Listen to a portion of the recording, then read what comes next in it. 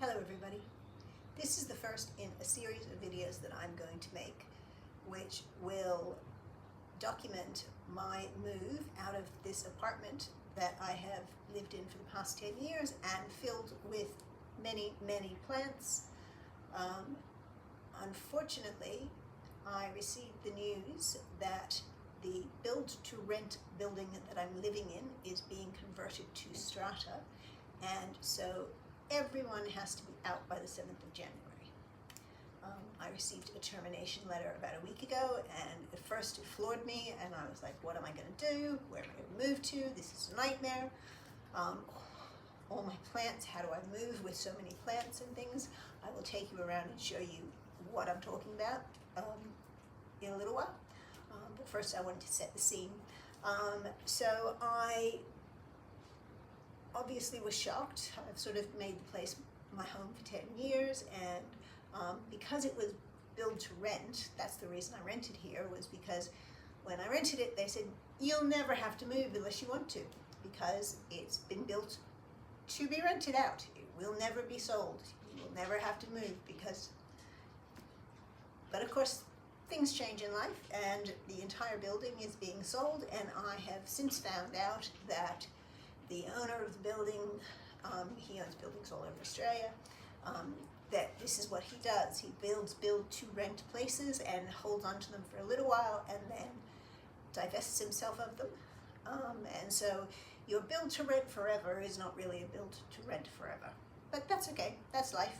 And I've been trying to think of it positively as a way to clear out some of the clutter, possibly get a better place for me and for some of the plants.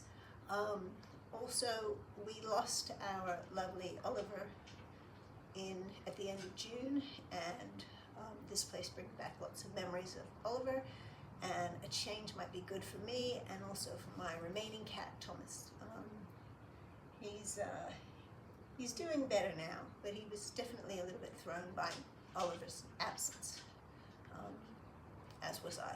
I think he was also thrown by my grief, and of course cats grieve as well. So a change might be good for both of us. So I've been looking around to see what I can see, and of course the prices are ludicrous in Sydney, where I live. I don't want to share with anybody. I'm far too old for that. I doubt anybody would want to put up with the number of plants that I have, and I'm just not a sharing sort of a person in that way. I like having my space to myself, so I don't want to share, and costs are massive, but I'm looking at going slightly farther out than I am now. So now I live in a place called Zetland, which is quite close to the city, and it's full of newish apartments. It used to be a light industrial area, but about 15-20 years ago they started building apartments here, knocked down all of the industrial bizzos and built up apartments. So now it's apartment heaven, or apartment hell, depending on how you look at apartments.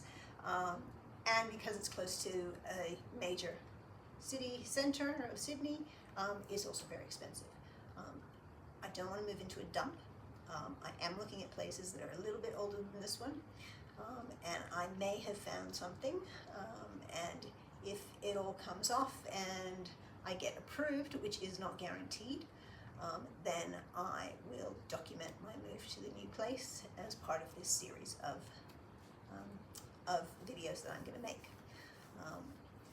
I just thought that after watching a few people move over the last week, videos of people moving, I thought I would do the same thing, because I learned a lot from the people I watched, and hopefully somebody can learn something from me as well.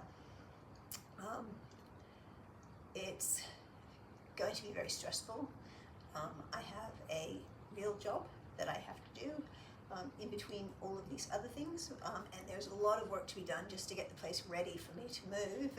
I've got big troughs outside, which I'm going to empty in plants and soil so that they can be moved with the removalists who I will have to hire. There's one rather big problem that I have, is that I have a grand piano, which I will show you in the walk around that we're going to do.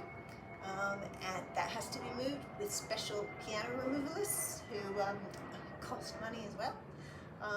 Luckily, they can take the legs off and the lid off, and then the whole piano is just sort of wheeled out. So it's actually not that big a thing to move a piano, except that you have to have the piano movers who know how to do it, and you have to have a place to move into that can fit a piano. So I've got a 2-bedroom place here. I'm looking for a 2-bedroom place because the piano takes up a bedroom, and don't worry, there are plants in that room as well. I love having the piano, and one day I will learn how to play it. I don't really know how to play it now. Oh, I don't know how to play, let's just be honest. I don't play the piano.